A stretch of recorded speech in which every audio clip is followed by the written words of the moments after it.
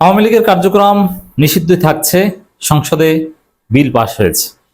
এর মধ্যে দিয়ে একটা বিষয় স্পষ্ট যে জামাত বিএনপি মেটিকুলাস ডিজাইন বিরোধিতা।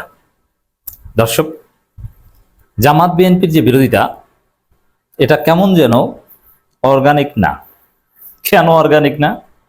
জামাত বিএনপির মধ্যে তো ইখতিলাফই নাই, তা বিরোধিতা অর্গানিক হয় কিভাবে? তবে বিরোধিতাও আবার দরকার।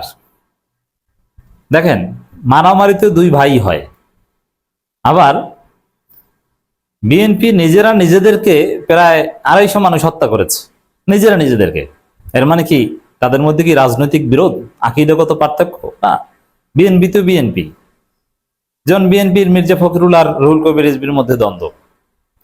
এখন মির্জা ফখরুল, রুহুল কবির রিজভী দুইজনই তো বিএনপি, তাদের মধ্যে তার আদর্শিক বিরোধ না, ওটা স্বার্থগত দ্বন্দ্ব। এই জন্য জামাত বিএনপির মধ্যে অনেক জায়গায় মারামারি আপনারা দেখবেন, কিন্তু আদর্শিকভাবে মৌলিক কোনো বিরোধই নেই। হ্যাঁ, আদর্শিকভাবে পার্থক্য আছে। জামাত একটা ইসলামী দল, বিএনপি একটা জাতীয়তাবাদী লিবারেল দল বলে থাকে তারা।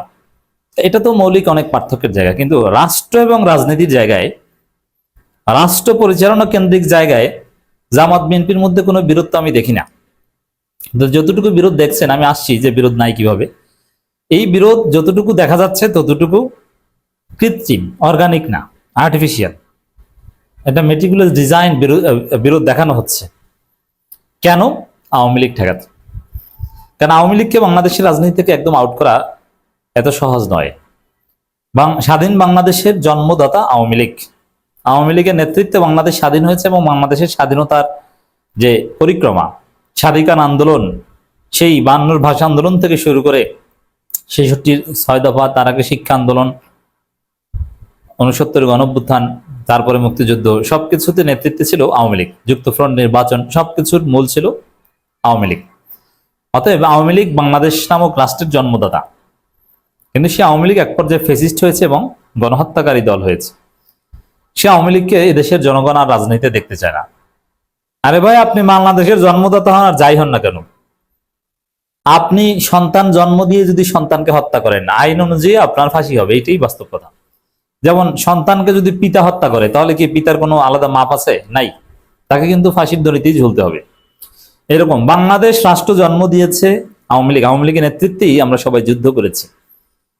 যে প্রবাসী সরকারের নেতৃত্বে বাংলাদেশের 71 মুক্তিযুদ্ধ হয়েছিল, সেটা ছিল আওয়ামী প্রবাসী সরকার। সেই আওয়ামী লীগ জন্মদাতা বাপ তার সন্তানকে হত্যা করেছে, এখন তাকে ফাঁসির দড়িতে ঝুলতে হবে। কিন্তু এত সোজা না। আওয়ামী লীগের এস্টাবলিশমেন্ট অনেক শক্তিশালী। ভারত আছে, এবং রাষ্ট্রযন্ত্র, প্রশাসনের যন্ত্রযন্ত্র এখনো আওয়ামী লীগ আছে। সাধারণ জনগণের সমর্থন নাই, তবে সাধারণ জনগণের মধ্যে আওয়ামী লীগের কট্টর সমর্থক নেতাকর্মী আছে, কিন্তু সুইং কোনো সমর্থক আওয়ামী লীগের আর নেই। সাধারণ জনগণ কেউ এখন আওয়ামী লীগকে চায় না, আওয়ামী লীগকে নিয়ে ভাবে না। তারা হয় বিএনপি ভালো না করলে জামাত ভালো না লাগলে বিএনপি, আর বিকল্প হিসাবে এনসিপি, চরমনাই, আরো ছোট ছোট দল আছে। কিন্তু আওয়ামী লীগ এখন আর কারো এজেন্ডায় বা পছন্দের অপছন্দের তালিকায় নেই, পছন্দ কিংবা অপছন্দ কোনো কিছুর তালিকায় নেই। আওয়ামী লীগের শক্তি যতটুকু দেখেন, সবচেয়ে বড় শক্তি হচ্ছে যে প্রশাসন এবং রাষ্ট্রযন্ত্রের বিরুদ্ধে, রাষ্ট্রযন্ত্রের মধ্যে তাদের ভয়াবহ অবস্থান আছে। এটা একটা চ্যালেঞ্জ এবং অ্যালার্মিং বিষয়। আর তাদের ফিক্সড কিছু নেতাকর্মী আছে, সেই সংখ্যাটা প্রচুর। আওয়ামী লীগের এখনো ফিক্সড ভোটার বা ফিক্সড সমর্থক, এটা বড় অনেক রাজনৈতিক দলগুলোর টোটাল জনসমর্থনের চাইতে অনেক বেশি। এই জন্যে যেমন আমি যেটা বলি, আওয়ামী লীগ কখনো ফার্স্ট কিংবা সেকেন্ড হতে পারবে না, কিন্তু ফোর্থ ফিফথ দল হিসাবে তারা এক্সিস্ট করবে, নিষিদ্ধ করা হলেও। কারণ তাদের সেই পরিমাণ কট্টর সমর্থক বা কট্টর নেতাকর্মী রয়েছে।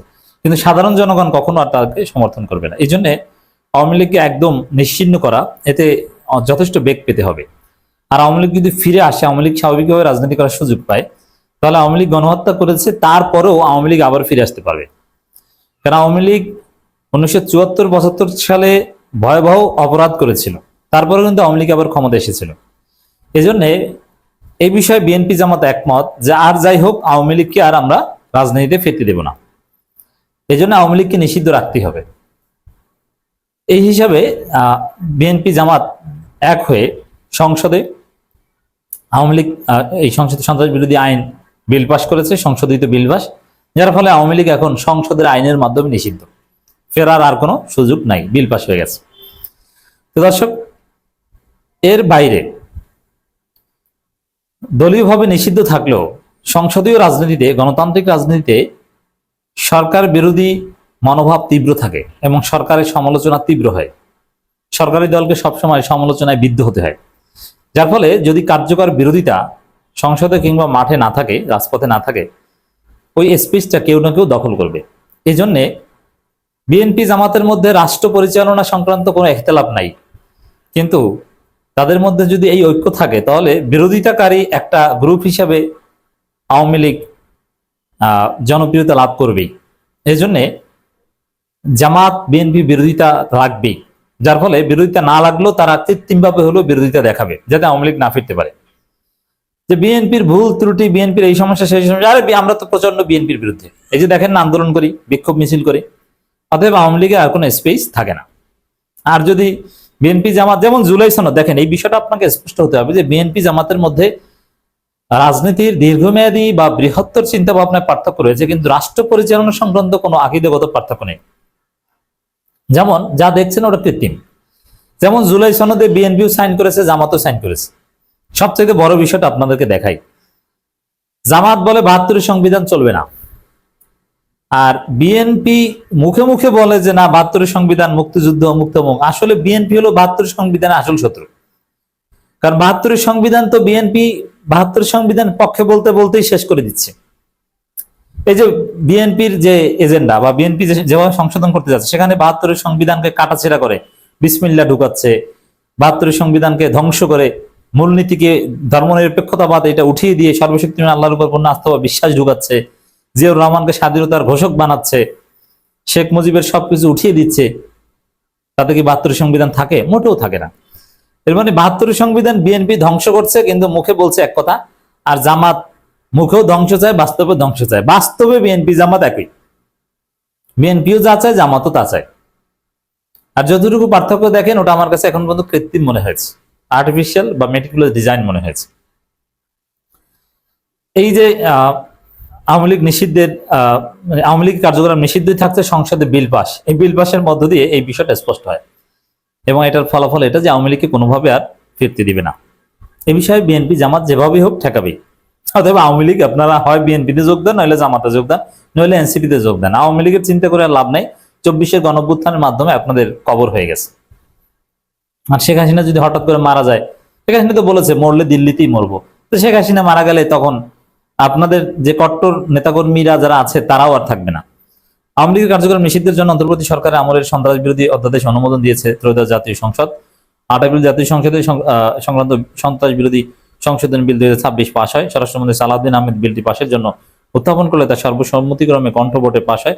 এর আগে নিষিদ্ধ আওয়ামী লীগ কার্যক্রম চলাকালে শাস্তির বিধান যুক্ত করে বিষয়টি শোনা গেল সংসদে পাস হওয়া সংশোধনী বিলে তা করা হয়নি। অন্তর্বর্তী সরকারের সময়কাল জারিকৃত অধ্যাদেশ হুবহু সংসদে পাস হয়েছে। তো হুবহু পাস হয়েছে, এটা আওয়ামী লীগের জন্য খুব ডেঞ্জারাস।